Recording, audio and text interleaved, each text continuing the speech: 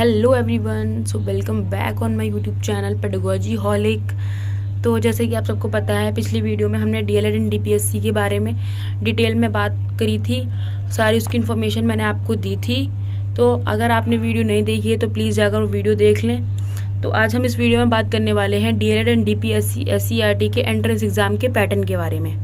मतलब क्या पैटर्न रहता है, किस तरीके की मतलब आपके किस तरीके के क्वेश्चन आते हैं, क्या क्या सब्जेक्ट्स रहते हैं, किस सब्जेक्ट के कितने क्वेश्चंस आते हैं और मतलब एक क्वेश्चन कितने नंबर का होता है, ये सब बातें आपको इस वीडियो में पता चलेंगी।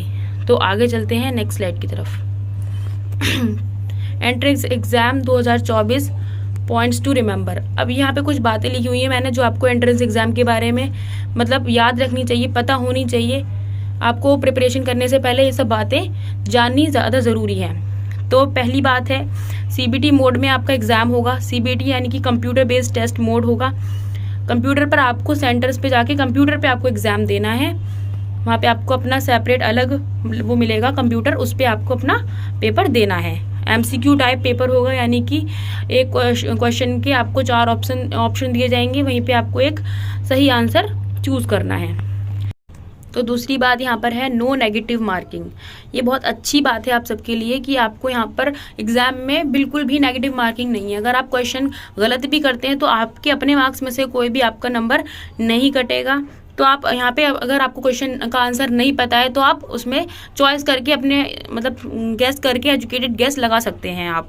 नो नेगेटिव मार्किंग है। अब तीसरी बात यहाँ पर है 2 आवर्स का पेपर होगा, यानी कि आपका जो एग्ज़ाम चलेगा वो 2 घंटे तक चलेगा। 2 घंटे का पेपर है, आपको 2 घंटे में 150 क्वेश्चंस करने हैं, यानी कि आपका पूरा पेपर 2 घंटे के अंदर आपको करना है। तो अब चौथी बात तो मैंने बताई थी कि आपके 150 क्वेश्चंस आपको मिलेंगे। आपके पेपर में 150 क्वेश्चंस होंगे। फिर आपकी जो पांचवी बात है 150 मार्क्स, यानी कि 150 क्वेश्चन आपकी एक मार्क्स के होंगे, जिसके 150 मार्क्स यहाँ पर बन रहे हैं।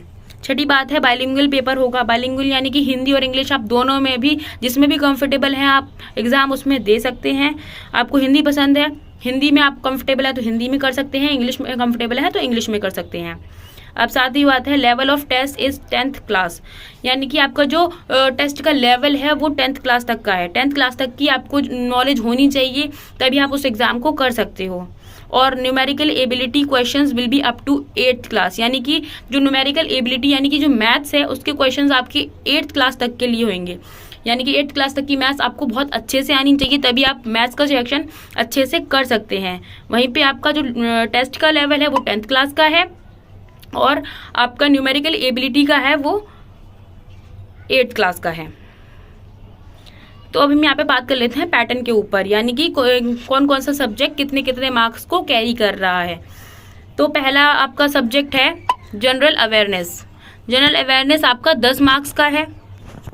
जनरल अवेयरनेस यानी कि करंट अफेयर्स। करंट अफेयर्स आपको 10 क्वेश्चंस मिलेंगे और जो कि 10 नंबर के होंगे। जैसे कि मैंने बताया आपको एक क्वेश्चन 1 नंबर का है।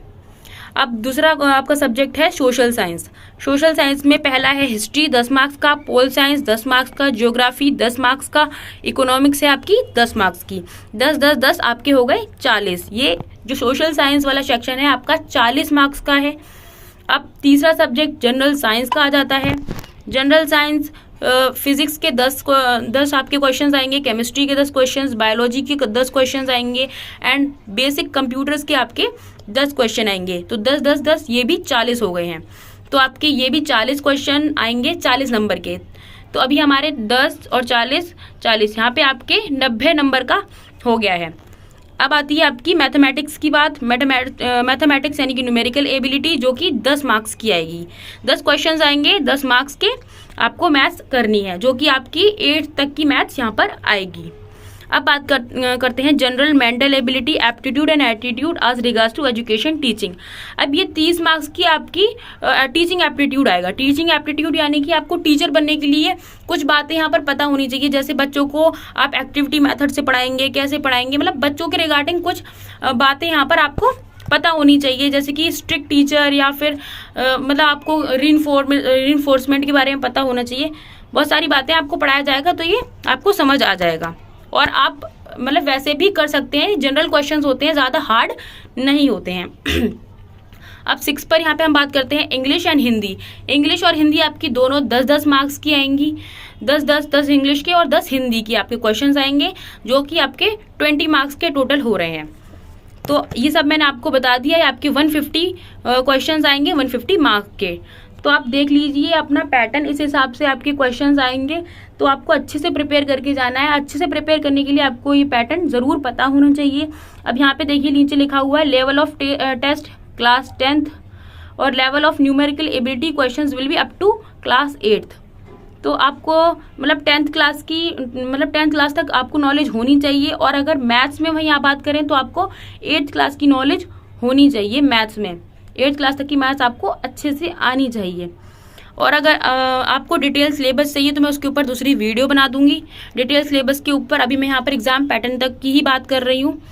तो अगर आपको वीडियो पसंद आई है तो प्लीज़ लाइक करें। आपको अच्छी लगी है वीडियो तो लाइक करें एंड सब्सक्राइब माई चैनल।